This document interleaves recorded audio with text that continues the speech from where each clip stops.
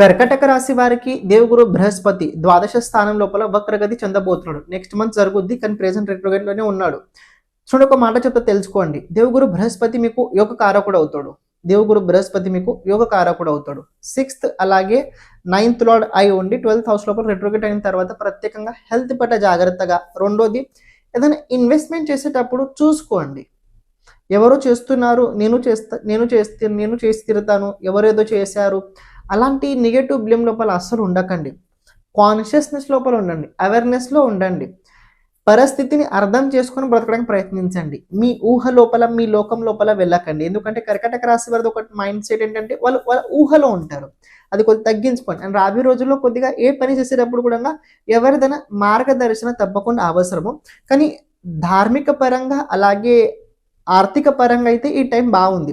ఆర్థికం లోపల కొన్ని ఖర్చులు అవుతాయి, మంచి చోటే ఖర్చులు అవుతాయి, కంగారు పడాల్సిన అవసరం లేదు. కానీ ఈ టైం లోపల ఏదైనా డాక్యుమెంటరీ పైన సైన్ చేసేటప్పుడు జాగ్రత్తగా చూసుకొని మీరు ఉండాలి. పూర్వం పోలీస్ కేసు, కోర్ట్ కేసు లాంటివి ఏమైనా మీకు ఉన్నట్లయితే ముందు నుంచి అలా అక్కడి నుంచి కొద్ది మీరు పాజిటివ్ రిజల్ట్స్ అయితే మీరు చూడగలుగుతారు.